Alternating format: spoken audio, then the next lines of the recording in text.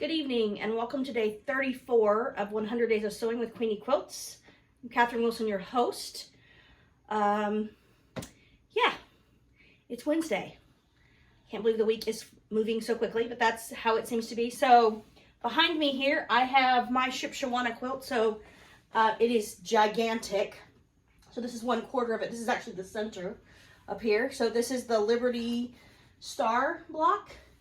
This is a brand new, not yet released, called Wrought Iron Gate assembly. The barbed wire fence border, and then I can't remember what the sunshine. Can't remember what this one's called. Anyway, it's in Tula. I absolutely love it. The designs are by Carrie Barone, and it was quilted by Mona Beck. So I put this crazy wild print on the back. So it's a little easier to see the quilting on the back. The quilting is absolutely gorgeous. I'm going to do a close-up and insert it here so you can actually see some of the quilting. All right, so the quilt is still on the wall, but I wanted to show you kind of what the quilting looks like, and I apologize for the lighting. It is late at night, and we are in the studio. So it has this pebble pearl in the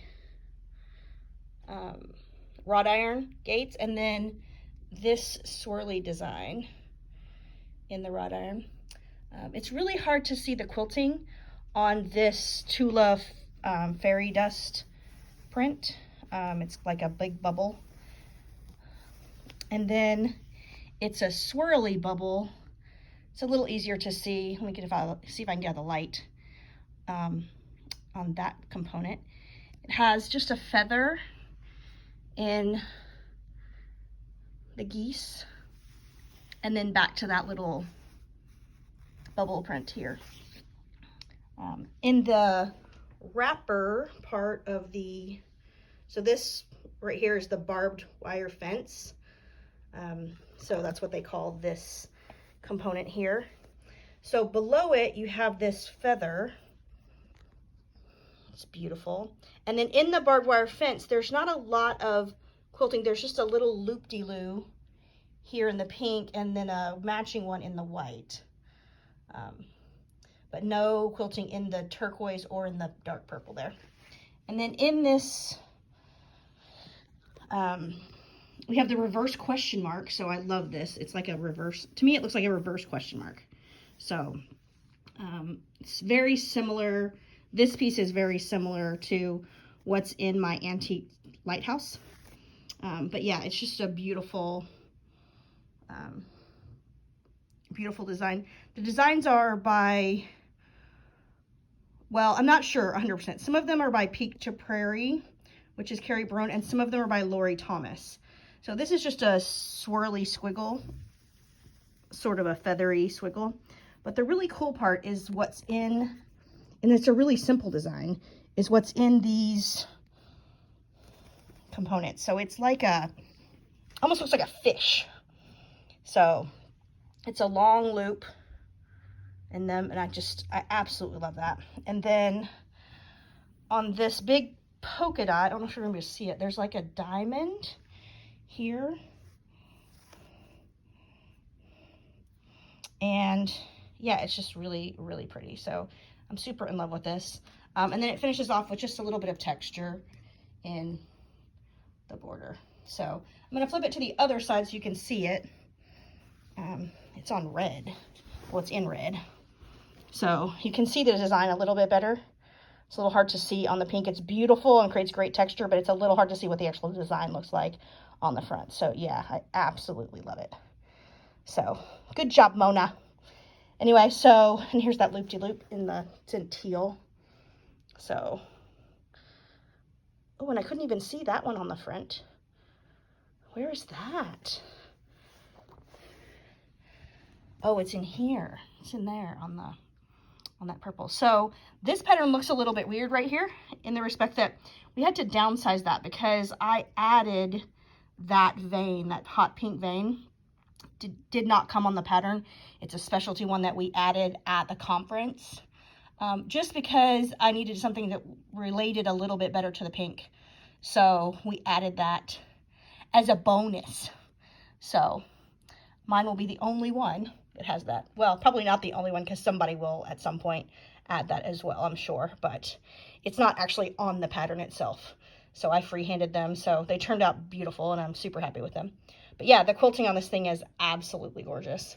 So again, there's that bubble to the elongated teardrop. It's just so pretty. So anyway, great job, Mona. Great job, Carrie and Lori. I think this piece is the Lori Thomas piece. And these, I think, are Carrie, but don't take me for certain on those. But I think that's how it goes. But it's a combination of the two of them for this whole design. So, and then Mona did some herself. So we couldn't find anything. This is an unreleased, this wrought iron section. It looks like a wrought iron gate when the quilt is all the way open. Is new and not published yet. So none of the designers have really drawn up anything for it yet. So Mona did some custom there and drew it up herself because she's got the skills. Anyway, so that's the quilting on this guy. We'll talk to you guys later. Just super love it. So anyway, so we have that going on. I picked it up yesterday from Mona, and it is getting a striped binding. So I will put that on tomorrow, and then I will sew it, the hand part, on Friday at a little quilty gathering with some friends. So I just want to do a quick update on, now that I've separated all of the stuff that I got while I was in Williamsburg. So I was at Quiltworks University in Williamsburg about 2 weeks ago now. And the shop that was there and supporting the event was called Thread Runs Through It. They're lovely. They're from a town kind of 3 hours away from where we actually had the event. So special thanks to Lori and Emily and their team for being there the week, because they were literally there taking care of us for a whole week. And we had lots of demands. So I wanted to do a quick overview of most of the things I bought. I don't have all of it out here, but so that you could see them, and then talk about the projects that I'm going to make out of them. So the first one is this gradated group. So this is a bunch of different gradations, from a super light gray that's white. I don't know if that you're going to get to see that in the camera. It's not a very good image of it. So it's a large, kind of a dahlia print in white. It's white with very light gray. It's from Hoffman. And another one that's a little more, has a little more prints on it.